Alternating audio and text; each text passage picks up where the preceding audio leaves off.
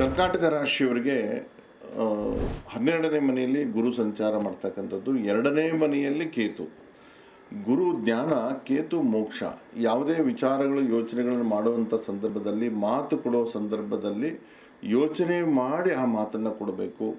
ಯಾರೋ ಒಂದು ನಿಮ್ಮ ಆಮಿಷಿಗೆ ಗುರಿ ಮಾಡ್ತಾರೆ, ಅದರಲ್ಲಿ ನೀವು ಎಚ್ಚರಿಕೆ ಇರ್ತಕ್ಕಂಥದ್ದು.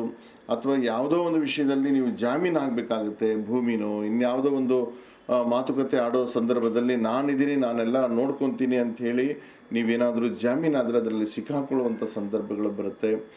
ನೀರಿನಲ್ಲಿ ಪ್ರಯಾಣ, ಸಮುದ್ರ ಪ್ರಯಾಣ ಆಗ್ಬೋದು, ನದಿಯಲ್ಲಿ ಸಂದರ್ಭದಲ್ಲಿ ಎಲ್ಲೋ ಒಂದು ಸ್ನಾನ ಮಾಡಬೇಕಾದ್ರೆ ಅಥವಾ ಬಾವಿಗಳಲ್ಲಿ, ಇದರಲ್ಲಿ ಭಾಳ ಎಚ್ಚರಿಕೆ ಇರಬೇಕು. ನೀರಿಗೆ ಸಂಬಂಧಪಟ್ಟಿದ್ದು ಸಣ್ಣ ಪುಟ್ಟ ತೊಂದರೆಗಳು ಅಲ್ಲ, ಜೀವಕ್ಕೆ ಕಂಟಕ ಬರುವಂಥ ಸಾಧ್ಯತೆಗಳಿರುತ್ತೆ.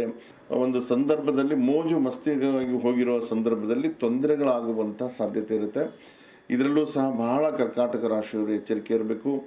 ಜೊತೆಯಲ್ಲಿ ಯಾವುದೇ ಒಂದು ಸಂದರ್ಭಗಳು ಬಂದಾಗ ದೇವತಾ ಕಾರ್ಯಕ್ಕೋಸ್ಕರ ಸ್ವಲ್ಪ ಹಣವನ್ನು ಖರ್ಚು ಮಾಡ್ತಕ್ಕಂಥದ್ದು, ದೂರದ ಪ್ರಯಾಣವನ್ನು ಮಾಡುವಂಥ ಸಂದರ್ಭಗಳು ಸಹ ಬರ್ತಕ್ಕಂಥದ್ದು.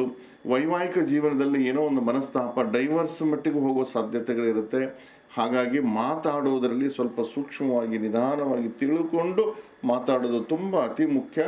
ಈ ಕರ್ಕಾಟಕ ರಾಶಿಯವರು 12ನೇ ಮನೆಯ ಗುರು ವ್ಯಯವನ್ನು ಮಾಡ್ತಾನೆ, ನಷ್ಟವನ್ನು ಕೊಡ್ತಾನೆ.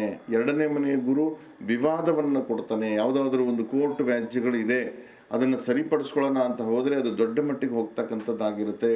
ಹಾಗಾಗಿ ಭಾಳ ಎಚ್ಚರಿಕೆಯಿಂದ ಕೋರ್ಟ್ ವ್ಯವಹಾರ ಆಗಿರ್ಬೋದು, ಆರ್ಥಿಕ ಪರಿಸ್ಥಿತಿಯಿಂದ ಆಗಿರ್ಬೋದು, ಜಾಮೀನು ವಿಷಯದಲ್ಲಾಗಿರ್ಬೋದು, ಜೊತೆಯಲ್ಲಿ ಆರೋಗ್ಯದಲ್ಲಿ ವಿಚಾರ ಆಗಿರ್ಬೋದು, ಕೌಟುಂಬಿಕವಾಗೂ ಸಹ ಭಾಳ ಎಚ್ಚರಿಕೆಯಿಂದ ಕರ್ಕಾಟಕ ರಾಶಿಯವರು ಈ ಒಂದು 6 ತಿಂಗಳು ಭಾಳ ಎಚ್ಚರಿಕೆಯಿಂದ ಇರಬೇಕಾಗಿ ಆಗಿಬರುತ್ತೆ.